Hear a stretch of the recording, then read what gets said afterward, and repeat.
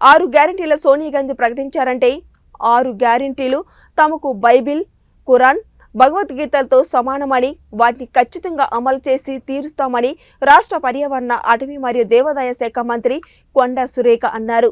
రాష్ట్ర ప్రభుత్వం ప్రతిష్టాత్మకంగా చేపట్టిన ప్రజాపాలన కార్యక్రమాన్ని పరిశీలించేందుకు దేశాయపేట 12వ డివిజన్ వచ్చిన సురేఖ ముందుగా బొడ్రాయిలకు ప్రత్యేక పూజలు నిర్వహించారు. అనంతరం దేశాయపేట షాదిఖానాలో జరుగుతున్న ప్రజాపాలన కార్యక్రమాన్ని పరిశీలించి ప్రజల నుండి వచ్చిన దరఖాస్తులను స్వీకరించారు.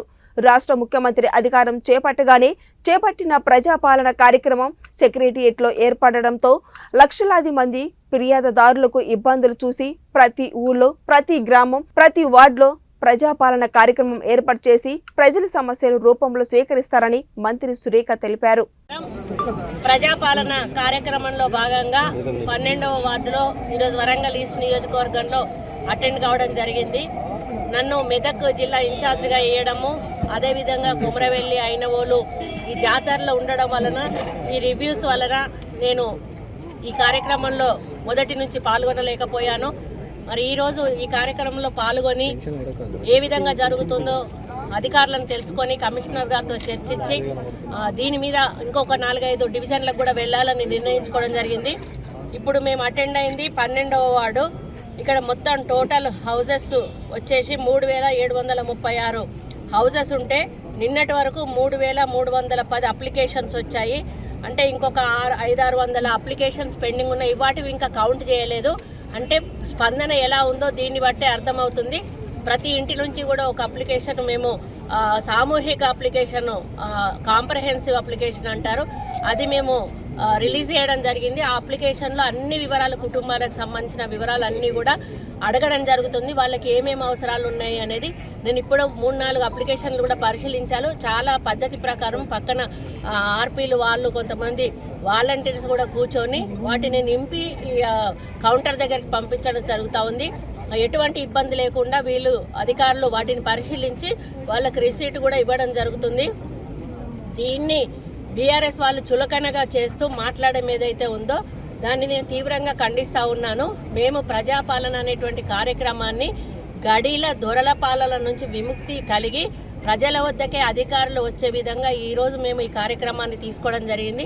మొదట ప్రజావాణి అనేటువంటి కార్యక్రమాన్ని మేము ఏదైతే ఉందో ప్రగతి భవన్లో పెట్టినప్పుడు వేలాది మంది వచ్చి అక్కడ అప్లికేషన్లు మారుమూల ప్రాంతాల నుంచి వచ్చి 5000-6000 మంది నైట్ వచ్చి పడుకొని అక్కడ అప్లికేషన్స్ ఇస్తూ ఉంటే ముఖ్యమంత్రి గారు ఈ విధంగా వాళ్ళని ఇబ్బంది పెట్టడం కంటే మనమే ప్రజల వద్దకు వెళ్ళి మన 6 గ్యారెంటీల మీద అప్లికేషన్స్ తీసుకుందామని ఒక మంచి నూతన ప్రయోగం చేసి ఈరోజు ప్రజల్లోకి అధికారులను పంపి మేము అప్లికేషన్స్ తీసుకుంటా ఉంటే ఈరోజు 420 గ్యారెంటీస్ అని చెప్పి టీఆర్ఎస్ పార్టీ ఏదైతే విడుదల చేసిందో దాన్ని వాళ్ళ మనస్సాక్షిగా వదిలేస్తూ ఉన్నాము. ఎందుకంటే 10 సంవత్సరాలు ఉండి ఒక రేషన్ కార్డు ఇవ్వలేదు, ఒక ఇల్లు ఇవ్వలేదు, ఒక ఉద్యోగం ఇవ్వలేదు. వాళ్ళు ఇచ్చిన హామీలన్నీ కూడా బూటకం హామీలు ఇచ్చారు. ఈరోజు మమ్మల్ని అమలు కాని హామీలు అంటున్నారు. మేము అన్నీ కూడా స్టడీ చేసిన తర్వాతనే అమలయ్యే హామీలను మాత్రమే కాంగ్రెస్ పార్టీ మేనిఫెస్టోలో పెట్టడం జరిగింది.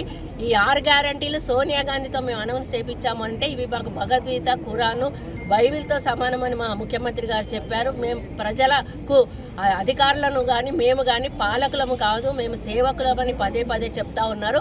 ఈరోజు నిరుపేదల సంక్షేమమే ధ్యేయంగా, నిరుపేదల అభివృద్ధి ధ్యేయంగా ఈ కాంగ్రెస్ ప్రభుత్వం రేవంత్ రెడ్డి గారి నాయకత్వంలో ముందుకు పోతా ఉంది.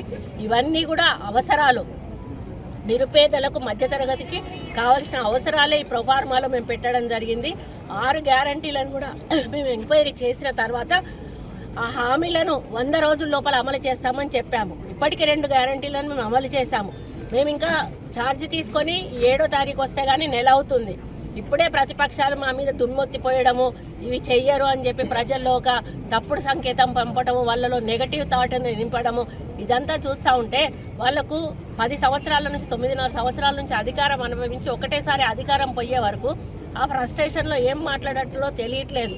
మరి మీ దగ్గర మీరున్నప్పుడు ఎన్నడన్నా సామాన్య పౌరులు ఎవరైనా వచ్చి ఒక అప్లికేషన్ పెట్టుకోవడానికి కానీ ఒక సమస్య చెప్పుకోవడానికి ఎక్కడన్నా కూడా ఒక వేదిక మీరు ఉండిందా?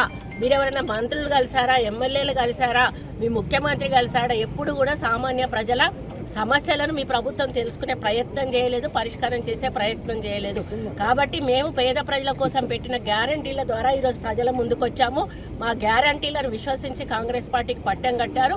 ఆ గ్యారంటీలను అమలు చేయడం లక్ష్యంగా ఈరోజు పార్టీ ముందుకు పోతుంది. కాబట్టి ఈ ప్రజాపాలన చాలా విజయవంతంగా నడుస్తుంది. అన్ని చోట్ల కూడా ప్రజలు వచ్చి మంచి స్పందనతో వాళ్ళ అప్లికేషన్స్ ఇస్తూ ఉన్నారు. ఇవేవి కూడా చెత్తబుట్టలో పారేసేటివి కాదండి. 100% ఆన్లైన్లో మేము ఇవన్నీ కూడా ఎక్కించి ఇంటింటికి వెళ్ళి నిజానిజాలు అన్నీ కూడా విచారించిన తర్వాత అర్హులైన ప్రతి ఒక్కరికి కూడా 6 గ్యారెంటీలను కాంగ్రెస్ పార్టీ తప్పకుండా అమలు చేస్తుంది.